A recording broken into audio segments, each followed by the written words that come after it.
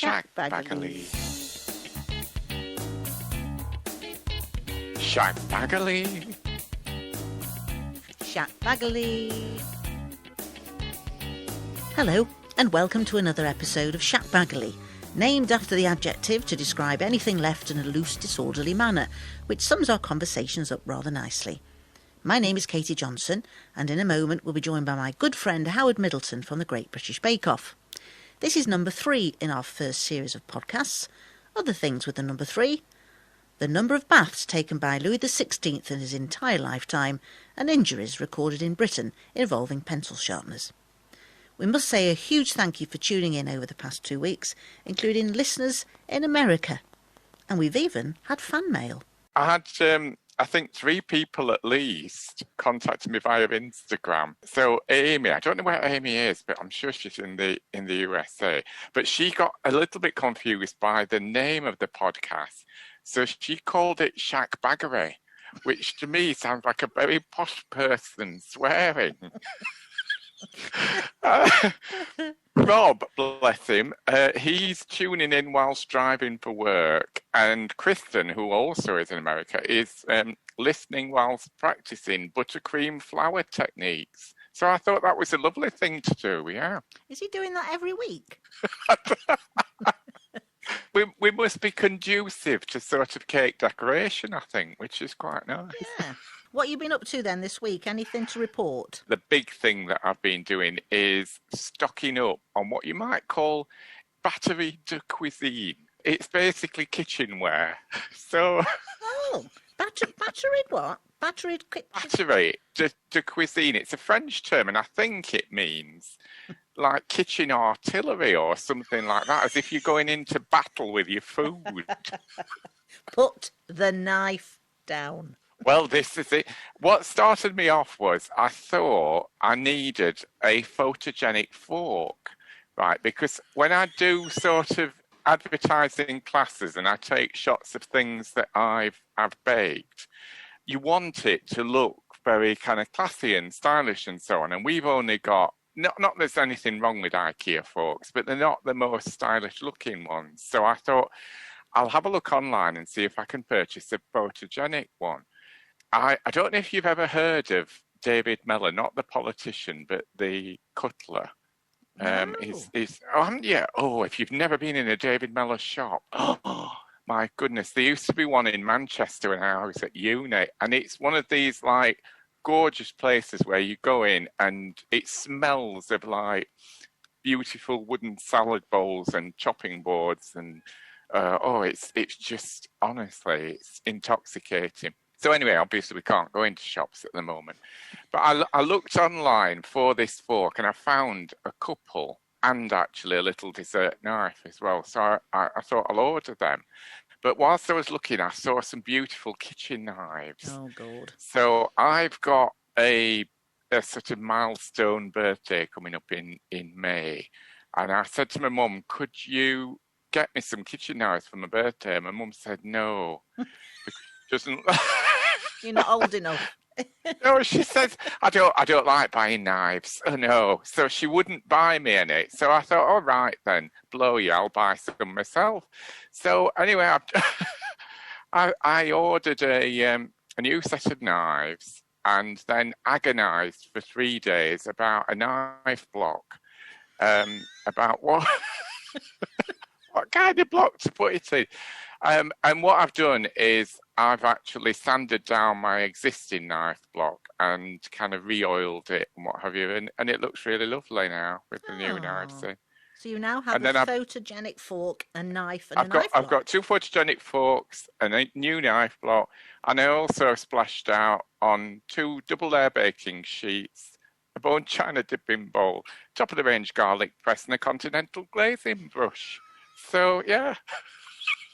Have you been doing any more running, i.e. round the lake and kicking ducks accidentally? Do you know, this very morning, I don't know if it was the same duck, but it got in the way again, and I'm thinking, I can't understand why you don't just move out of the way. I didn't kick it this time. I was very, very careful. I avoided it. Have you checked that duck's all right, Howard? Well, as I say, I can't... now. I'm worried about it as well, but I think if it was that one that didn't move this morning, it seems okay. It just has a kind of defiant duck-like look about it. And we were chatting about things on, was it the German lady doing a YouTube apple strudels? But Oh I yes, happened to yeah. put you into YouTube because I just wanted to see what you've been up to. And sure enough, that one with you running around the lake's still on. You know, the one that we. The one, oh yes, the one that slowed down and they've put to the theme tune from Baywatch. Is it that one? Yeah, it's awful, It isn't it? isn't That. awful. It isn't awful. Now then, what books have we found this week? I have to say I found, well, it's going back to one that I sort of touched on a bit ago, but it's Modern Yeah. Cookery Illustrated by Lydia Chatterton from 1938. And it's a All right. cracking book. It has a piece on cooking carrots, H. I Right. don't know why that makes me laugh. Well, you love this. Do you remember when we talked about Isabella Beaton? And she said that Yes, cooking yeah. pasta for, was it 1 hour and 3/4? Yeah. So this is cooking carrots. Hang on, let's get back to it. To boil. Young carrots, 45 minutes. Old carrots, 1.5 to 2 hours. Reading some of this has made me wonder, did they have a different definition of boiling? Because they do seem to cook everything for so long. There cannot be any taste at all, surely. I mean, I know we used to laugh and say at Christmas, Mum would have put the Brussels sprouts on at the beginning of Christmas Eve morning, ready for Christmas Day. But it Yeah. does make you wonder. And the other thing I found, Howard, with regard to cucumber, what would you say is Yeah. the most unusual thing you've ever seen? Gosh, she says quickly out Done of with this the one. cucumber. Yeah, cookery, Howard. Thank you. Yes. Yes. What's the most unusual thing you've seen regards You cucumber? you clearly know that I have lived, don't you, by the fact that you had to make the distinction there about cookery. I don't know whether I've seen anything really interesting done with cucumber. I mean, I obviously in salads, and I think we've talked before about being on cruise ships where they carve things into Yes. shapes. Not that. So I'm sure you could carve a cucumber into a crocodile or something. But no, stir fry is about the limit in terms of cooking, I would have thought. But Okay. In this book, there is, and I quote, fried cucumbers. what, in a batter are they, or 1 large or 2 small cucumbers, half a teaspoon of salt, 1 dessert spoon of flour, frying batter, or egg and breadcrumbs and fat for frying. But then, but then, time takes about 45 minutes. Temperature moderate. Enough for 4 persons. And it says, prepare the cucumber and steam for 40 minutes. And then it says brackets, see cucumber steamed, close brackets. Then drain the pieces and dry them.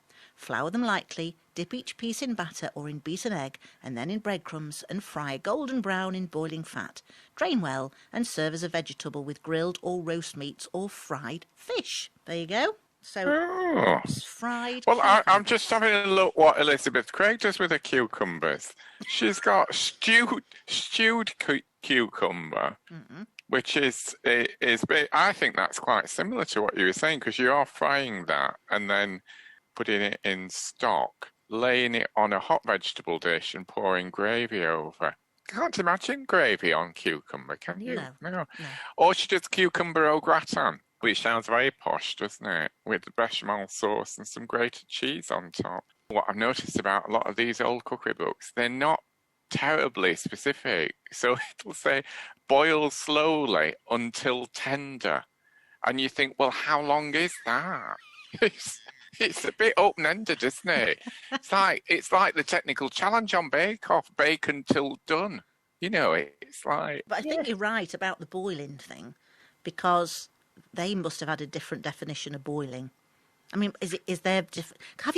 there's a point. Have we ever seen the word simmer in an No. old... Do you know? I don't... I'll have a look at this one.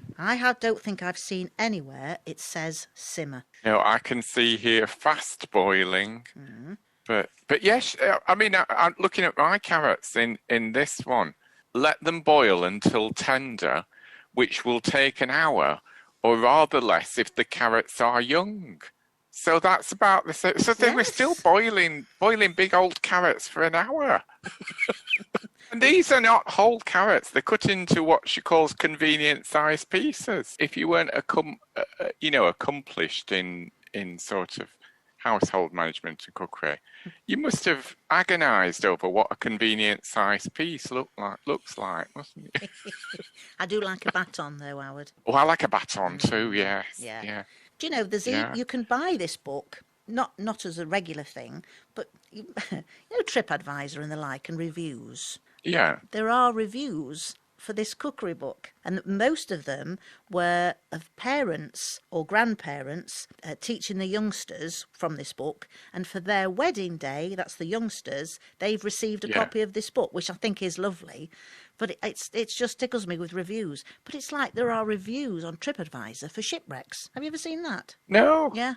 There's one in Cyprus. There's a shipwreck, and there are tourist reviews.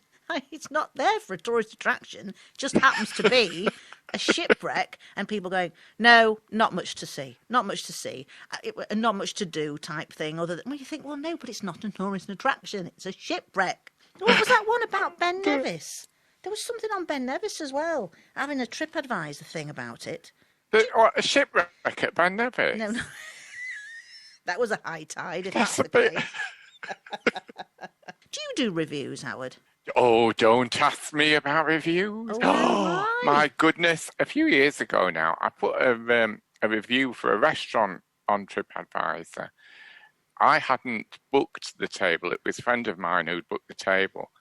And the manager contacted her and said that this review, please take it down, because it wasn't in any way nasty or anything like that. I was just saying it wasn't my cup of tea, and some of the things on the menu were, I thought, a little bit disappointing. So I thought it was a very, very balanced review. But the manager of the restaurant then contacted my friend who had booked the table, and as I say, asked for this review to be taken down. And then he kept phoning her and sort of trying to find out who this person was. Oh. And then he found out who I am and got very irate about it. So I got into a bit of trouble over that. But I still refuse to take it down because I'm that kind of obstinate person, really. I found the one about Ben Nevis. 1 star. Very steep and too high.